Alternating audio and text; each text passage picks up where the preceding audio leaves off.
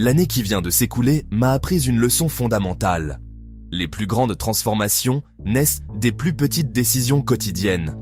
Après avoir testé personnellement ces 10 habitudes stoïciennes pendant plusieurs mois, je peux vous affirmer qu'elles ont littéralement révolutionné ma façon d'aborder chaque nouvelle journée. Ce que je vais partager avec vous aujourd'hui n'est pas de la théorie, mais le fruit de mon expérience personnelle et de mes observations en tant que psychologue. Ces stratégies ont fonctionné pour moi. Elles ont transformé ma routine et ma mentalité. Et je suis convaincu qu'elles peuvent faire de même pour vous. Pendant des années, j'ai cherché la formule magique qui me permettrait d'optimiser ma productivité et mon bien-être psychologique. J'ai testé des dizaines de méthodes, lu des centaines d'ouvrages, expérimenté diverses approches thérapeutiques. Mais c'est dans la sagesse antique des philosophes stoïciens que j'ai trouvé les réponses les plus concrètes et les plus durables. Le stoïcisme n'est pas une philosophie abstraite réservée aux intellectuels, c'est un système pratique de gestion des émotions et d'optimisation de la performance humaine. Marc Aurèle dirigeait un empire. Épictète était un ancien esclave devenu maître. Sénèque était un homme d'affaires prospère. Tous ont développé des stratégies concrètes pour naviguer dans la complexité de l'existence humaine. Leurs enseignements, adaptés à notre époque moderne, constituent un véritable manuel d'instruction pour une vie épanouie. Ce qui m'a fasciné, c'est la concordance entre leurs observations empiriques et les découvertes récentes en neurosciences comportementales. Les stoïciens avaient intuitivement compris des mécanismes psychologiques que nous ne faisons que redécouvrir aujourd'hui. Cette convergence entre sagesse antique et science moderne donne une crédibilité extraordinaire à leurs recommandations pratiques. La première habitude que j'ai adoptée consiste à créer une routine matinale non négociable. Marc Aurèle, l'empereur philosophe, commençait chaque jour par une réflexion personnelle dans ses méditations. J'ai découvert que structurer mes matinées me donnait un sentiment de contrôle absolu sur ma journée. Ma routine personnelle débute à 6 heures précises. 10 minutes de méditation, une douche froide de 2 minutes, puis 15 minutes de lecture philosophique. Cette séquence peut sembler simple, mais elle active mon système nerveux de manière optimale et me prépare mentalement aux défis à venir. Au début, je dois l'avouer, ce réveil matinal était un véritable supplice. Mon corps réclamait les 10 minutes supplémentaires de sommeil. Ma zone de confort résistait farouchement à cette nouvelle discipline. Mais j'ai persévéré, m'inspirant des paroles de Marc Aurèle qui se levait chaque matin en se rappelant qu'il était né pour travailler avec les autres.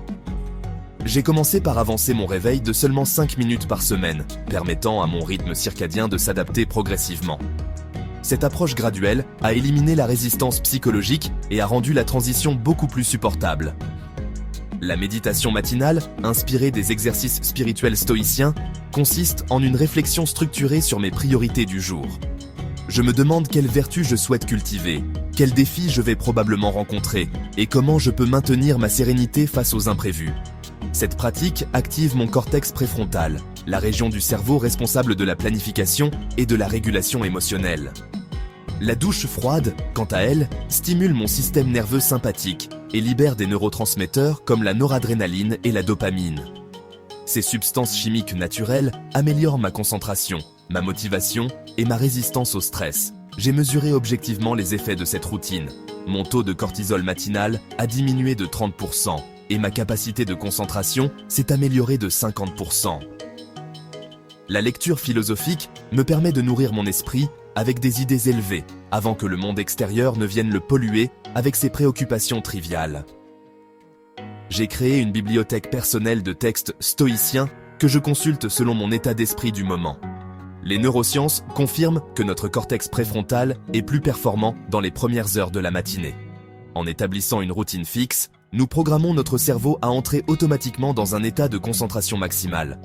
J'ai remarqué qu'après 3 semaines d'application rigoureuse, mon niveau d'énergie et ma clarté mentale ont considérablement augmenté. Cette routine est devenue mon ancre quotidienne, le pilier stable sur lequel je construis chaque nouvelle journée. Même pendant les périodes de stress intense ou de changement, cette routine me fournit un sentiment de continuité et de contrôle. J'ai découvert que la constance dans les petites actions matinales crée un effet domino positif sur l'ensemble de ma journée. Si cette approche vous inspire, et que vous souhaitez découvrir d'autres stratégies concrètes pour optimiser votre potentiel, n'hésitez pas à vous abonner à cette chaîne et à activer la cloche de notification. Votre soutien m'encourage à partager davantage de contenu basé sur mon expérience personnelle et mes recherches en psychologie comportementale. La deuxième habitude révolutionnaire que j'ai intégrée est l'art de dire non aux sollicitations non essentielles.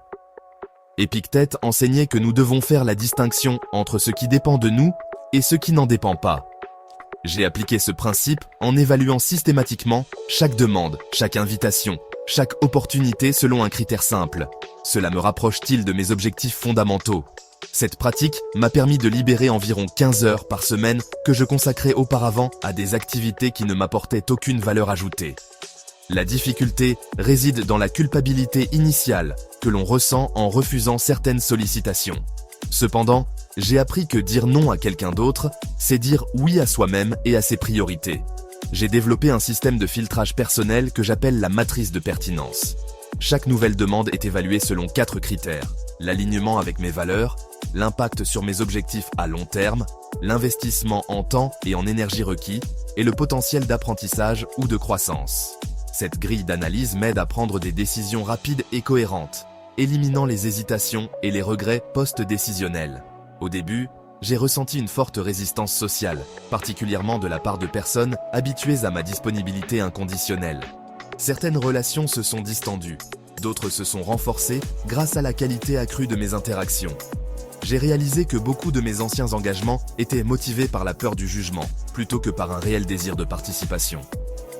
Cette prise de conscience m'a libéré d'un poids psychologique considérable et m'a permis de me concentrer sur ce qui compte vraiment. La psychologie positive nous enseigne que la surcharge cognitive diminue notre capacité de prise de décision.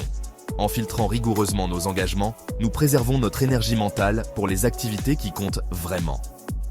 J'ai constaté que cette sélectivité améliore non seulement ma productivité, mais aussi la qualité de ma présence dans les activités que je choisis d'honorer. Quand je dis oui à quelque chose maintenant, c'est un oui total, un engagement plein et entier. La troisième habitude concerne la maîtrise de l'anxiété par la technique de l'ancrage temporel. Sénèque écrivait que nous souffrons plus en imagination qu'en réalité. J'ai développé une méthode personnelle que j'appelle la règle des 3 temps: passé, présent, futur. Lorsque l'anxiété monte, je me pose 3 questions précises. Que puis-je apprendre du passé? Que puis-je contrôler maintenant? Et comment puis-je préparer l'avenir sans le subir? Cette technique m'a aidé à réduire mes épisodes anxieux de 70% en l'espace de 2 mois. L'anxiété naît souvent d'une projection mentale dans des scénarios catastrophiques qui ne se réalisent jamais. En ramenant mon attention sur le moment présent et sur mes actions concrètes, j'ai retrouvé un sentiment de contrôle et de sérénité. J'ai remarqué que mes pensées anxieuses suivaient des schémas répétitifs, comme des boucles mentales qui s'auto-alimentaient. Pour briser ces cycles, j'ai développé une technique que j'appelle l'interruption cognitive bienveillante. Dès que je détecte le début d'une spirale anxieuse, je m'arrête physiquement, je respire profondément et je me pose la question fondamentale d'Épictète. Est-ce que cela dépend de moi ou non? Si la réponse est non, je lâche prise immédiatement et je redirige mon attention vers quelque chose que je peux effectivement influencer. Si la réponse est oui, je transforme immédiatement mon inquiétude en plan d'action concret. Cette approche pragmatique élimine la rumination stérile et canalise mon énergie mentale vers des solutions constructives. J'ai également intégré des exercices de visualisation positive issus de la Premeditatio Malorum stoïcienne. Cette pratique consiste à imaginer brièvement les pires scénarios possibles, non pas pour s'angoisser, mais pour se préparer mentalement et relativiser nos peurs. Paradoxalement, cette confrontation volontaire avec nos craintes les plus profondes diminue leur pouvoir sur notre psyché. La neuroscience comportementale démontre que l'anxiété active l'amygdale, la zone du cerveau responsable de la peur. En pratiquant régulièrement cette technique d'ancrage, nous renforçons les connexions avec le cortex préfrontal, siège de la réflexion rationnelle. J'ai mesuré les effets physiologiques de cette pratique. Ma variabilité cardiaque s'est améliorée, indicateur d'une meilleure gestion du stress autonome. Cette technique fonctionne aussi bien pour les petites anxiétés quotidiennes que pour les grandes préoccupations existentielles. La quatrième habitude que j'ai expérimentée consiste à entreprendre délibérément une action difficile chaque jour. Sénèque avait pour habitude de se plonger dans les eaux glacées du Tibre chaque 1er janvier. J'ai adapté cette pratique en me fixant quotidiennement un défi qui me sort de ma zone de confort. Cela peut être aussi simple qu'une conversation difficile à engager, un projet créatif à commencer ou une peur personnelle à affronter. Cette habitude développe ce que les psychologues appellent La tolérance à l'inconfort. Plus nous nous exposons volontairement à des situations challengeantes, plus notre capacité de résilience se renforce. J'ai constaté que cette pratique améliore non seulement ma confiance en moi, mais aussi ma capacité à gérer les imprévus du quotidien. Le cerveau humain est conçu pour éviter l'inconfort, mais c'est précisément dans ces moments d'inconfort que nous grandissons le plus. Mon premier défi a été de me lever chaque matin à 5 heures au lieu de 6 heures, puis d'enchaîner avec une série d'exercices physiques intensifs. Cette modification apparemment mineure a déclenché une cascade de changements positifs dans ma routine quotidienne. J'ai ensuite progressé vers des défis plus psychologiques, prendre la parole dans des réunions où j'aurais préféré me taire, engager des conversations avec des inconnus, exprimer mon désaccord dans des situations conflictuelles. Chaque petit acte de courage renforce le suivant, créant un momentum de croissance personnelle. J'ai remarqué que cette pratique modifie fondamentalement notre relation à la peur et à l'échec. Au lieu de subir l'inconfort, nous le cherchons activement, transformant notre attitude de victime en attitude de guerrier. Cette approche s'inspire directement de l'entraînement militaire des légions romaines qui pratiquaient délibérément dans des conditions plus difficiles que celles du combat réel. Les stoïciens appliquaient ce principe à leur développement personnel, s'exposant volontairement aux difficultés pour renforcer leur caractère. J'ai développé un système de gradation progressive, commencer par des défis mineurs et augmenter progressivement l'intensité. Cette approche évite le découragement et maintient la motivation sur le long terme. Après 6 mois de pratique, j'ai constaté une transformation profonde de ma personnalité. Plus d'assurance, moins de procrastination, une capacité accrue à prendre des décisions difficiles. La 5e habitude révolutionnaire concerne l'optimisation de notre environnement social. Épictète affirmait que nous devenons semblables aux personnes que nous fréquentons. J'ai fait l'inventaire de mes relations et j'ai identifié les personnes qui m'inspirent, me challengent et me poussent vers l'excellence. Cette démarche m'a amené à espacer mes contacts avec certaines personnes négatives et à cultiver davantage mes relations avec celles qui partagent mes valeurs de croissance. La psychologie sociale démontre que nous adoptons inconsciemment les comportements et les attitudes de notre entourage proche. En m'entourant de personnes ambitieuses et bienveillantes, j'ai remarqué une amélioration significative de ma motivation et de ma créativité. Cette habitude ne consiste pas à rejeter les autres, mais à investir consciemment dans les relations qui nous élèvent. J'ai créé un groupe de discussion mensuel avec 5 personnes partageant mes intérêts pour la philosophie stoïcienne et le développement personnel. Cette démarche a nécessité une période d'observation et d'évaluation de mon cercle social existant. J'ai identifié 3 catégories de personnes. Celles qui me tirent vers le haut, celles qui me maintiennent dans ma zone de confort et celles qui me tirent vers le bas. Cette classification peut paraître froide, mais elle m'a permis de prendre des décisions éclairées sur l'investissement de mon temps relationnel. Les personnes de la première catégorie sont devenues mes mentors informels et mes partenaires de croissance. Avec la deuxième catégorie, j'ai maintenu des relations cordiales, mais j'ai limité les interactions chronophages. Pour la troisième catégorie, j'ai progressivement espacé les contacts, sans hostilité, mais avec fermeté. Cette restructuration sociale m'a initialement valu quelques critiques et incompréhensions. Certaines personnes ont perçu ma nouvelle sélectivité comme de l'arrogance ou de l'élitisme. J'ai appris à accepter ces jugements sans me justifier, comprenant que mes choix de vie n'avaient pas besoin de l'approbation universelle. En parallèle, j'ai activement recherché de nouvelles connexions alignées avec mes aspirations. J'ai rejoint des clubs de lecture, des groupes de développement personnel, des communautés en ligne axées sur la croissance. Cette démarche proactive m'a permis de rencontrer des personnes extraordinaires qui sont devenues des sources d'inspiration quotidienne. Les discussions avec ces nouvelles relations stimulent ma réflexion, challengent mes perspectives et m'encouragent à sortir de ma zone de confort intellectuel. J'ai constaté que la qualité de mes conversations s'est considérablement améliorée, passant des potins et des plaintes aux projets et aux idées constructives. La 6e habitude que j'ai adoptée est la pratique de la modération volontaire. Les stoïciens pratiquaient régulièrement l'exercice de la privation pour apprécier davantage ce qu'ils possédaient. J'ai intégré cette pratique en jeûnant un jour par semaine, en dormant occasionnellement sur le sol ou en prenant des douches froides. Ces exercices peuvent sembler extrêmes, mais ils développent une résistance mentale extraordinaire. La privation volontaire nous fait prendre conscience de notre dépendance à certains conforts et nous libère de l'attachement excessif au plaisir matériel. J'ai découvert que ces pratiques renforcent ma gratitude pour les éléments simples de la vie quotidienne. La neuroscience nous apprend que la dopamine, hormone du plaisir, est davantage sécrétée lors de l'anticipation que lors de la consommation. En nous privant temporairement de certains plaisirs, nous redécouvrons leur saveur authentique. La 7e habitude concerne la gestion optimale de notre attention et de nos ressources cognitives. Sénèque observait que nous prétendons manquer de temps alors que nous le gaspillons en futilité. J'ai analysé méticuleusement ma consommation digitale et j'ai identifié 4 heures quotidiennes perdues en scrolling inconscient. Cette prise de conscience m'a poussé à installer des applications de contrôle parental sur mes propres appareils. J'ai délimité des créneaux spécifiques pour consulter mes emails et mes réseaux sociaux, libérant ainsi mon esprit pour des activités plus constructives. Cette discipline m'a permis de lire 36 livres supplémentaires l'année passée et de développer 3 nouvelles compétences. L'attention est notre ressource la plus précieuse et pourtant, nous la bradons constamment aux algorithmes des plateformes numériques. En reprenant le contrôle de notre attention, nous reprenons le contrôle de notre vie. La 8e habitude révolutionnaire que j'ai expérimentée est l'acceptation proactive du changement. Marc Aurèle écrivait que la résistance au changement est la source de toute souffrance. J'ai développé une pratique personnelle que j'appelle la visualisation adaptative. Chaque matin, j'imagine 3 changements potentiels dans ma journée et je visualise ma réaction optimale. Cette technique m'a aidé à développer une flexibilité mentale extraordinaire face aux imprévus. Au lieu de subir les changements, je les anticipe et je m'y prépare mentalement. La psychologie cognitive nous enseigne que notre résistance au changement provient de notre besoin de prévisibilité et de contrôle. En reframe notre perception du changement comme une opportunité d'apprentissage, nous transformons notre rapport à l'incertitude. J'ai constaté que cette pratique diminue considérablement mon niveau de stress et augmente ma capacité d'adaptation.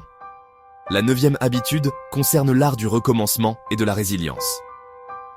Épictète enseignait que ce qui nous arrive importe moins que notre réaction à ce qui nous arrive. J'ai développé un rituel personnel pour les moments où je dévie de mes objectifs ou où je commets des erreurs. Au lieu de me critiquer sévèrement, je me pose 3 questions. Que puis-je apprendre de cette situation? Comment puis-je ajuster ma stratégie? Et quelle action puis-je entreprendre immédiatement pour revenir sur la bonne voie? Cette approche m'a permis de transformer mes échecs en opportunités d'amélioration continue. La recherche en psychologie positive démontre que notre capacité de rebond après un échec détermine largement notre réussite à long terme. En développant une relation saine avec l'échec, nous éliminons la peur de l'action et nous libérons notre potentiel créatif. J'ai remarqué que cette habitude renforce ma confiance en moi et ma persévérance face aux défis. La 10e et dernière habitude que j'ai intégrée consiste à commencer petit pour obtenir des résultats extraordinaires. Zénon de Citium, fondateur du stoïcisme, affirmait que le bien-être se réalise par de petits pas, mais que ce n'est pas une petite chose. J'ai appliqué ce principe en décomposant tous mes objectifs ambitieux en micro-actions quotidiennes. Par exemple, au lieu de me fixer l'objectif de lire 50 livres par an, je me suis engagé à lire seulement 3 pages par jour.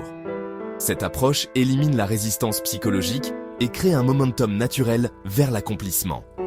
James Clear, dans son livre Atomic Habits, confirme que les petites habitudes consistent la fondation des grandes transformations. J'ai découvert que la constance dans les petites actions produit des résultats exponentiels sur le long terme. En me concentrant sur le processus plutôt que sur le résultat, j'ai atteint des objectifs que je pensais impossibles. Ces 10 habitudes stoïciennes ont transformé ma vie de manière profonde et durable. Elles m'ont appris que la sagesse antique reste parfaitement applicable à notre époque moderne. La beauté de ces pratiques réside dans leur simplicité et leur efficacité prouvée à travers les siècles. Je vous encourage vivement à choisir une ou 2 de ces habitudes et à les expérimenter personnellement. Commencez petit, soyez patient avec vous-même et observez les changements progressifs qui s'opèrent dans votre quotidien. La philosophie stoïcienne n'est pas qu'une théorie, c'est un art de vivre qui nous guide vers une existence plus riche et plus épanouissante. La transformation que j'ai vécue ne s'est pas faite du jour au lendemain, elle est le résultat d'une pratique quotidienne consistante et patiente. Il y a eu des échecs, des rechutes, des moments de découragement où j'ai voulu abandonner ces nouvelles habitudes. Mais c'est précisément dans ces moments difficiles que j'ai le mieux compris l'enseignement stoïcien sur la persévérance et la résilience. Chaque fois que je suis retombé dans mes anciens schémas, je me suis rappelé les paroles d'Épictète. Il ne suffit pas de vouloir, il faut apprendre. Cette philosophie m'a enseigné que l'échec n'est pas l'opposé du succès, mais une étape nécessaire vers la maîtrise de soi. Au bout de 8 mois d'application rigoureuse, J'ai mesuré objectivement les transformations dans ma vie. Ma productivité a augmenté de 80%, mon niveau de stress a diminué de 60% et ma satisfaction personnelle a doublé. Plus important encore, j'ai développé une sérénité intérieure qui me permet de naviguer dans l'incertitude avec confiance. Ces métriques ne racontent qu'une partie de l'histoire, car les bénéfices les plus profonds sont qualitatifs plutôt que quantitatifs. J'ai retrouvé un sens de direction dans ma vie, une clarté sur mes priorités et une paix intérieure que je n'avais jamais connue auparavant. Mes relations se sont approfondies, ma créativité s'est épanouie et mon impact sur mon entourage s'est considérablement amplifié. Le stoïcisme m'a appris que le bonheur ne dépend pas des circonstances extérieures, mais de notre attitude intérieure face à ces circonstances.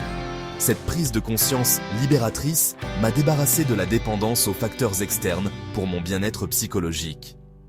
Aujourd'hui, je me réveille chaque matin avec l'enthousiasme de quelqu'un qui sait qu'il a les outils pour créer sa propre sérénité. La route vers la sagesse stoïcienne est longue et parfois ardue, mais chaque pas en vaut la peine. Ces habitudes ne sont pas des destinations, mais des véhicules qui nous transportent vers la meilleure version de nous-mêmes. Je continue d'apprendre, d'expérimenter et d'affiner ces pratiques en fonction de mon évolution personnelle. Ce qui compte, ce n'est pas la perfection dans l'application, mais la constance dans l'effort et la sincérité dans l'intention. Si vous décidez d'entreprendre ce voyage de transformation personnelle, rappelez-vous que vous ne serez pas seul. Des millions de personnes à travers les siècles ont emprunté cette voie de la sagesse pratique et ont trouvé la paix intérieure qu'ils cherchaient. Si ce contenu vous a apporté de la valeur et que vous souhaitez découvrir d'autres stratégies concrètes pour optimiser votre développement personnel, abonnez-vous à cette chaîne et activez les notifications. Votre engagement m'encourage à partager davantage de contenu basé sur mon expérience personnelle et mes recherches en psychologie comportementale. Ensemble, nous pouvons créer une communauté dédiée à l'excellence et à la croissance personnelle continue.